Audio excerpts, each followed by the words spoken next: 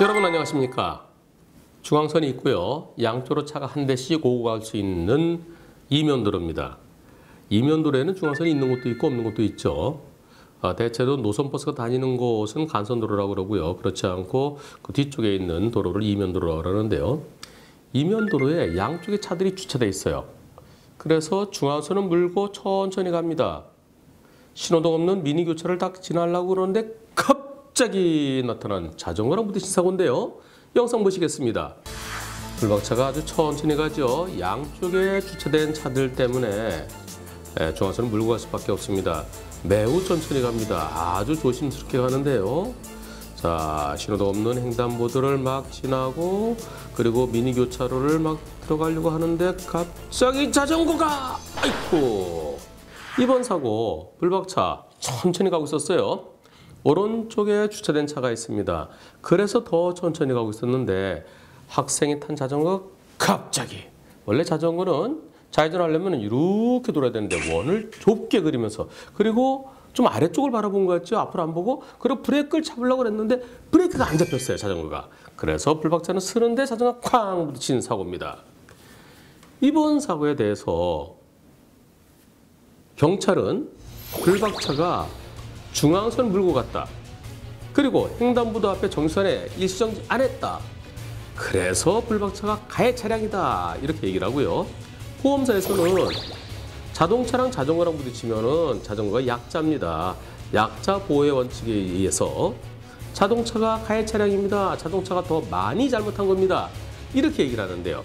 이번 사고 과실비율은 몇 대 몇일까요?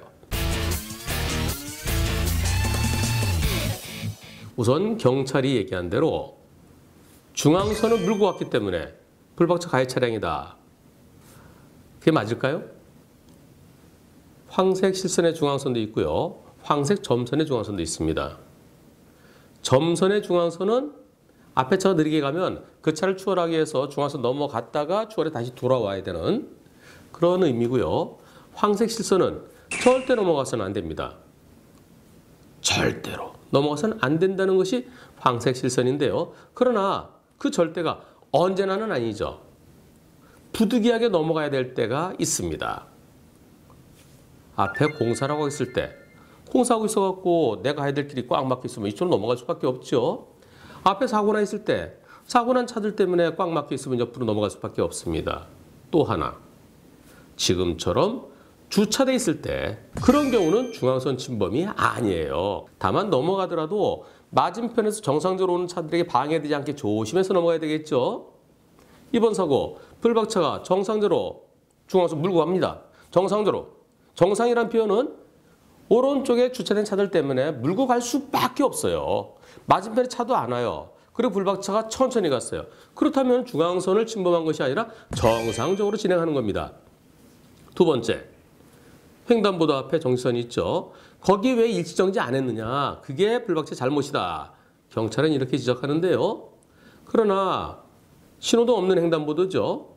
신호등 없는 횡단보도의 앞에 있는 정지선, 그것은 보행자가 있을 때, 걸어가는 사람이 있을 때 거기 멈춰서 보행자를 보호해 주라는 의미죠. 이번 사고에 있어서 영상에 보행자가 없습니다. 따라서 중앙선 침범 사고 아니고요. 일시정지 안 한 거, 그것이 문제되지 않습니다. 네, 중앙선을 물고 갈 수밖에 없는 거죠. 양쪽에 주차돼 있으니까. 매우 천천히 가고 있습니다. 그리고 횡단보도 앞에 정지선, 여기는 보행자가 없기 때문에 지나가도 되죠. 그런데 여기서 오른쪽에 차가 두 대 주차되어 있습니다. 검은 차 한 대, 은색 차 한 대, 또 왼쪽에도 흰색 차가 한 대 주차되어 있습니다. 왼쪽에서 오는 차가 안 보이고요. 오른쪽에서 오는 차가 안 보여요. 그럴 때는 모든 차가 천천히 가면 되는데, 천천히 가다 뭐 탁 나타나면 딱 멈추면 되는데 상대차가 서행 안 할 가능성도 있죠. 그렇다면 일시정지해야 됩니다. 어디에서? 교차로 네모 박스에서. 횡단보도 앞에 있는 일시정선, 지금 여기죠. 네, 여기서는 여기에 서봤자 어차피 안 보여요. 더 가서 여기에 서야 되는데 여기에 교차로 네모 박스. 교차로에 정지선이 없을 때는 교차로 네모 박스를 뜻합니다. 그 네모 박스에 서서 들어가기 전에 살펴야 되는데 살피려니까 오른쪽에 차가 한 대 더 있어요. 저 회색 차 때문에. 그래서 좀 더 가야 돼요. 조금 더 천천히 들어갑니다. 지금 불박차가 아주 천천히 가죠. 이때 자전거 나타나는데요.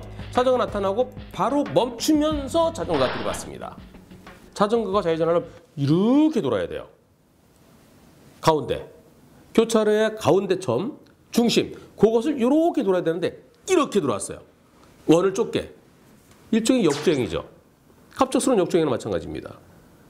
그리고 불박차가 한 1m 뒤에 멈췄다 하더라도 결과는 똑같아요. 왜냐하면 자전거 브레이크가 안 들었어요. 마침 거기 경찰관이 있었대요. 경찰관이 와서 확인해 보니까 자전거 브레이크가 안 드는 것을 갖다 확인했다는 겁니다. 그렇다면 불박차는 아주 천천히 가고 있었어요.